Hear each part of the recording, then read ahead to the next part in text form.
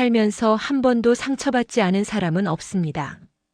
누군가의 말 한마디에 며칠을 잠 못 이루고 오래전 일인데도 문득 떠올라 가슴이 먹먹해지는 기억이 있으신가요?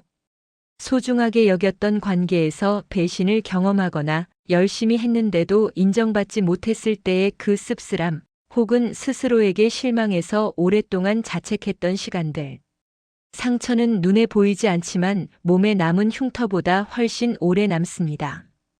그리고 어떤 상처는 해가 지나도 사라지지 않고 조용히 마음 한켠에 자리를 잡고 앉아서 우리의 판단을 흐리게 하고 관계를 멀리하게 만들고 새로운 시도를 두렵게 만들기도 합니다.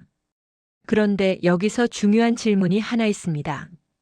상처는 반드시 잊어야만 치유되는 걸까요?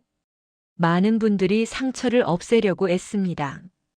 기억을 억누르고 생각을 다른 곳으로 돌리고 바쁘게 지내다 보면 언젠가 사라지겠지 하며 기다리기도 합니다. 하지만 억누른 감정은 사라지지 않습니다. 더 깊이 내려가서 더 단단하게 굳어질 뿐입니다. 오늘 이 영상에서는 상처를 억지로 지우려 하지 않고 현명하게 바라보고 다루는 방법을 함께 이야기해 드리려 합니다. 상처를 없애는 것이 아니라 상처와 함께 온전하게 살아가는 힘을 갖추는 것, 그것이 진짜 치유의 시작입니다. 이 이야기가 도움이 되신다면 구독과 좋아요로 함께 해주세요. 여러분의 건강한 삶을 응원합니다. 우리가 상처를 받았을 때 가장 먼저 하는 일이 무엇인지 생각해 보신 적 있으신가요? 대부분의 사람들은 그 감정을 빠르게 털어내려 합니다. 이런 것에 흔들리면 안 되지라고 스스로를 다독이거나 그냥 잊어버리자고 마음을 다잡기도 하고 더 바쁘게 움직이면서 생각할 틈을 아예 없애버리려 하기도 합니다. 이런 방식이 잘못된 건 아닙니다. 당장 버텨야 하는 상황에서 감정을 잠시 옆에 두는 것은 필요한 일이기도 합니다. 문제는 그 잠시가 수개월이 되고 수년이 되고 어느새 그 감정이 어디서 왔는지조차 잊어버리게 될 때 생깁니다. 감정은 무시한다고 해서 소멸되지 않습니다. 외면당한 감정은 다른 모습으로 다시 나타납니다. 이유 없이 예민해지거나 사소한 말에 쉽게 상처를 받거나 가까운 사람에게 이유 모를 화가 치밀어 오르기도 합니다. 때로는 몸이 먼저 반응하기도 합니다. 만성 피로, 두통, 소화장애처럼 명확한 원인이 없는데도 반복되는 신체 증상들이 사실은 오랫동안 눌러왔던 감정의 신호일 수 있습니다. 마음속에 처리되지 않은 감정이 쌓이면 그것은 서서히 내면의 공간을 잠식해 갑니다. 새로운 기쁨이 들어와도 충분히 느끼기 어렵고 좋은 관계가 생겨도 온전히 믿기가 두렵고 무언가를 시작하려 해도 막연한 불안이 앞서게 됩니다. 상처를 외면하는 것이 강한 것처럼 보일 수 있습니다. 하지만 사실 그것은 시한부 해결책에 불과합니다. 억눌린 채로 남아있는 감정은 언제든 다시 수면 위로 올라올 준비를 하고 있습니다. 그렇다면 외면하지 않는다는 것은 무엇을 의미할까요? 그것은 상처를 끊임없이 되새기며 괴로워하라는 뜻이 아닙니다. 이 감정이 지금 나에게 있구나라고 인정하는 것에서 시작됩니다. 부정하지도 않고 과장하지도 않고 있는 그대로 바라보는 것. 그 작은 인정 하나가 감정의 흐름을 바꾸는 첫 번째 열쇠가 됩니다. 감정은 인정받는 순간 조금씩 움직이기 시작합니다. 고여있던 물이 흐르기 시작하듯이 말이죠. 상처를 외면할수록 더 깊이 뿌리를 내린다는 것, 이제 그 이유를 이해하셨을 겁니다. 상처를 인정하기로 했다면 이제 그 상처를 어떻게 바라볼 것인지가 중요해집니다. 많은 분들이 상처를 마주할 때 두 가지 극단 사이에서 흔들립니다. 하나는 별것도 아닌데 내가 너무 예민한 거 아닐까 하며 스스로를 탓하는 것이고, 다른 하나는 이건 절대 잊을 수 없어, 용서도 못해 하며 감정 속에 완전히 갇혀버리는 것입니다. 두 가지 모두 상처를 현명하게 다루는 방식은 아닙니다. 먼저 자기 자신을 탓하는 습관에 대해 이야기해 드리겠습니다. 상처를 받았을 때 내가 약해서 이런 거야. 혹은 내가 먼저 잘못한 부분이 있으니까라고 생각하는 분들이 많습니다. 물론 관계 속에서 자신의 역할을 돌아보는 것은 성숙한 태도입니다. 하지만 상처받은 감정 자체를 부끄럽게 여기거나 느끼면 안 되는 것처럼 억누르는 것은 전혀 다른 문제입니다. 감정은 옳고 그름의 문제가 아닙니다. 아프면 아픈 것이고 슬프면 슬픈 것입니다. 그 감정이 생겨났다는 사실 자체에 잘못은 없습니다. 반대로 감정에 완전히 잠겨버리는 것도 주의가 필요합니다. 상처를 떠올리고 또 떠올리며 그 장면을 반복해서 재생하다 보면 처음에는 무언가를 이해하려는 시도처럼 느껴지지만 시간이 지날수록 감정은 해소되지 않고 오히려 더 강해지는 경우가 많습니다. 이것을 반추라고 합니다. 생각을 곱씹는 것이 해답을 주는 것이 아니라 오히려 같은 고통의 회로를 반복해서 강화시키는 것입니다. 그렇다면 올바른 시선이란 어떤 것일까요? 상처를 바라볼 때 가장 도움이 되는 태도는 그 감정을 나의 일부로 받아들이되 나의 전부로 동일시하지 않는 것입니다. 예를 들어 나는 상처받은 사람이야 라고 생각하는 것과 나는 지금 상처받은 감정을 느끼고 있어 라고 생각하는 것은 전혀 다릅니다. 전자는 상처가 내 정체성이 되어버리는 것이고 후자는 상처가 지금 내 안에 있는 하나의 감정 상태라는 것을 구분하는 것입니다. 이 차이가 작아 보여도 실제로는 굉장히 큰 변화를 만들어냅니다. 감정을 나 자신과 분리해서 바라볼 수 있을 때 비로소 그 감정을 객관적으로 살펴볼 여유가 생깁니다. 이 감정은 언제 가장 강하게 올라오는가, 어떤 상황이 이 감정을 자극하는가, 이런 질문들을 스스로에게 던질 수 있게 됩니다. 상처를 바라보는 올바른 시선은 냉정함도 아니고 감정에 휩쓸리는 것도 아닙니다. 따뜻하게 그러나 흔들리지 않고 바라보는 것입니다. 마치 오랜 친구의 이야기를 들어주듯이 자기 자신의 감정을 대해주는 것입니다. 상처를 어떻게 바라봐야 하는지 이제 조금 더 선명해지셨을 겁니다. 상처를 인정하고 올바르게 바라보는 시선도 갖추었다면 이제는 그 감정을 실제로 어떻게 풀어내고 흘려보낼 것인지가 중요합니다. 많은 분들이 이 단계에서 막막함을 느낍니다.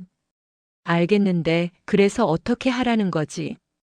방법을 몰라서가 아니라 어디서부터 시작해야 할지 모르는 경우가 많습니다. 오늘은 특별한 도구나 전문 지식 없이도 일상 속에서 바로 실천할 수 있는 방법들을 소개해 드리겠습니다.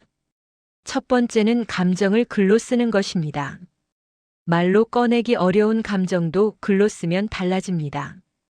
일기처럼 형식을 갖출 필요는 없습니다. 메모지 한 장에 지금 느끼는 감정을 그대로 적어보는 것으로 충분합니다. 지금 나는 억울하다, 지금 나는 외롭다, 지금 나는 화가 난다처럼 단순하게 감정에 이름을 붙여서 써보는 것입니다. 감정에 이름을 붙이는 행위 자체가 뇌의 감정 반응을 조절하는 데 도움이 된다는 것이 여러 심리 연구를 통해 알려져 있습니다. 막연하게 느껴지던 감정이 글로 적히는 순간 조금 더 구체적인 형태를 갖추게 되고 그 감정과 나 사이에 작은 거리가 생기기 시작합니다. 두 번째는 몸을 움직이는 것입니다. 감정은 생각 속에만 있는 것이 아니라 몸에도 저장됩니다. 오랫동안 억눌렸던 감정은 어깨의 긴장으로, 가슴의 답답함으로, 턱의 경직으로 남아있기도 합니다. 격렬한 운동이 아니어도 됩니다. 천천히 걷는 것만으로도 충분합니다. 걸으면서 발바닥이 땅에 닿는 감각에 집중하고 주변의 소리에 귀를 기울이다 보면 머릿속을 맴돌던 생각의 회로가 잠시 멈추는 것을 느끼실 수 있습니다. 몸이 움직이면 감정도 함께 움직이기 시작합니다. 고여있던 것이 흐르기 시작하는 것입니다. 세 번째는 말할 수 있는 공간을 찾는 것입니다. 혼자 감당하기 어려운 감정은 나눌 수 있는 사람이 필요합니다. 거창한 조언을 해줄 수 있는 사람이 아니어도 됩니다. 그냥 내 이야기를 끝까지 들어줄 수 있는 사람, 판단하지 않고 옆에 있어줄 수 있는 사람이면 충분합니다. 말을 꺼내는 것 자체가 감정을 밖으로 내보내는 행위입니다. 속에 가둬두었던 것을 입 밖으로 꺼내는 순간 그 무게가 조금은 가벼워지는 것을 느끼실 수 있을 겁니다. 만약 주변에 그런 사람이 없다고 느껴지신다면 전문적인 상담을 받는 것도 충분히 좋은 선택입니다. 상담은 마음이 많이 무너졌을 때만 가는 곳이 아닙니다. 내 감정을 더 잘 이해하고 싶을 때 누구나 활용할 수 있는 도구입니다. 네 번째는 작은 루틴을 만드는 것입니다. 감정이 불안정할수록 일상의 리듬이 중요합니다. 매일 같은 시간에 일어나고 같은 시간에 잠자리에 드는 것, 하루 한 번 조용히 자신을 돌아보는 시간을 갖는 것, 이런 작은 반복들이 내면의 안정감을 만들어줍니다. 상처를 치유하는데 특별한 사건이 필요한 것이 아닙니다. 매일의 작은 실천들이 쌓여서 내면이 조금씩 단단해지는 것입니다. 상처를 흘려보내는 방법은 거창하지 않습니다. 지금 이 순간부터 할 수 있는 작은 것들에서 시작됩니다. 상처는 고통입니다. 그 사실을 부정하려는 것이 아닙니다. 하지만 오랜 시간 많은 사람들의 이야기를 들어보면 가장 깊은 상처를 겪은 사람들이 가장 깊은 공감 능력을 갖게 되는 경우가 많습니다. 가장 힘든 시간을 버텨낸 사람들이 가장 단단한 내면을 갖게 되는 경우도 많습니다.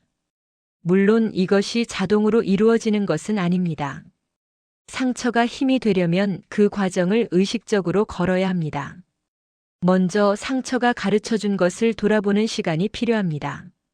지금 당장은 아무 의미도 없어 보이는 고통도 시간이 지나고 나면 무언가를 남깁니다. 내가 무엇을 소중하게 여기는지, 어떤 관계가 나에게 진짜 중요한지, 나는 어떤 상황에서 가장 취약해지는지, 이런 것들을 상처는 가르쳐줍니다. 아무도 원해서 받는 수업은 아닙니다. 하지만 그 수업이 남긴 것들은 분명히 있습니다. 그것을 찾아보는 것이 상처를 의미 있게 만드는 첫걸음입니다. 이 경험이 나에게 무엇을 알려주었는가라는 질문을 스스로에게 던져보세요. 처음에는 아무 답도 떠오르지 않을 수 있습니다. 하지만 계속해서 그 질문과 함께 머물다 보면 어느 순간 작은 대답들이 하나씩 올라오기 시작합니다. 두 번째로 상처를 통해 달라진 자신을 인정해주는 것이 필요합니다. 상처를 받기 전에 나와 지금의 나는 다릅니다. 그것이 꼭 나빠진 것을 의미하지는 않습니다. 더 조심스러워졌을 수도 있고, 더 깊어졌을 수도 있고, 이전에는 보이지 않던 것들이 보이게 되었을 수도 있습니다. 달라진 자신을 부정하거나 이전으로 돌아가려 하는 것보다 지금의 자신을 있는 그대로 받아들이는 것이 훨씬 더 건강한 방향입니다. 상처를 겪은 나는 더 약해진 것이 아니라 더 많은 것을 경험한 사람이 된 것입니다. 세 번째로 상처의 경험이 다른 사람에게 닿을 수 있다는 것을 기억하시면 좋겠습니다.